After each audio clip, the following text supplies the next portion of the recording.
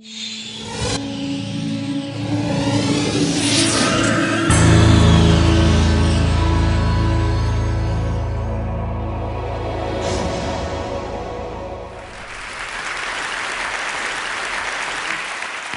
wonderful to be here, to talk about my journey, to talk about the wheelchair and the freedom it has brought me. I started using a wheelchair 16 years ago when an extended illness changed the way I could access the world. When I started using the wheelchair, it was a tremendous new freedom. I'd seen my life slip away and become restricted. It was like having an enormous new toy. I could whiz around and feel the wind in my face again. Just being out on the street was exhilarating. But even though I had this newfound joy and freedom, people's reaction completely changed towards me. It was as if they couldn't see me anymore, as if an invisibility cloak had descended. They seemed to see me in terms of their assumptions of what it must be like to be in a wheelchair. When I asked people their associations with the wheelchair, they used words like limitation, fear, pity, and restriction. I realized I'd internalized these responses, and it had changed who I was on a core level. A part of me had become alienated from myself. I was seeing myself not from my perspective, but vividly and continuously from the perspective of other people's responses to me. As a result, I knew I needed to make my own stories about this experience, new narratives to reclaim my identity. I started making work that aimed to communicate something of the joy and freedom I felt when using a wheelchair, a power chair, to negotiate the world. I was working to transform these internalized responses, to transform the preconceptions that had so shaped my identity when I started using a wheelchair by creating unexpected images. The wheelchair became an object to paint and play with. When I literally started leaving traces of my joy and freedom, it was exciting to see the interested and surprised responses from people. It seemed to open up new perspectives, and therein lay the paradigm shift. It showed that an arts practice can remake one's identity and transform preconceptions by revisioning the familiar. So, when I began to dive in 2005, I realized scuba gear extends your range of activity in just the same way as a wheelchair does. But the associations attached to scuba gear are ones of excitement and adventure, completely different to people's responses to the wheelchair. So I thought, I wonder what'll happen if I put the two together. And the underwater wheelchair that has resulted has taken me on the most amazing journey over the last 7 years. So to give you an idea of what that's like, I'd like to share with you one of the outcomes from creating the spectacle and show you what an amazing journey it's taken me on.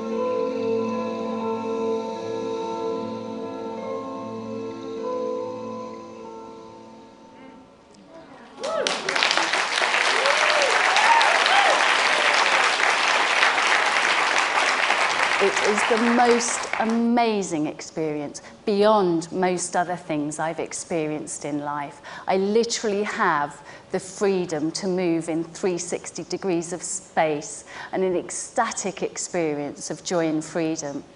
And the incredibly unexpected thing is that other people seem to see and feel that too. Their eyes literally light up and they see things like, I want one of those, or if you can do that, I can do anything. And I'm thinking it's because in that moment of them seeing an object they have no frame of reference for, or so transcends the frames of reference they have with the wheelchair, they have to think in a completely new way. And I think that moment of completely new thought perhaps creates a freedom that spreads to the rest of other people's lives. For me, this means that they're seeing the value of difference, the joy it brings, when instead of focusing on loss or limitation, we see and discover the power and joy of seeing the world from exciting new perspectives. For me, the wheelchair becomes a vehicle for transformation. In fact, I now call the underwater wheelchair portal because it's literally pushed me through into a new way of being, into new dimensions and into a new level of consciousness. And the other thing is that because nobody's seen or heard of an underwater wheelchair before, and creating the spectacle is about creating new ways of seeing, being and knowing, now you have this concept in your mind. You're all part of the artwork too.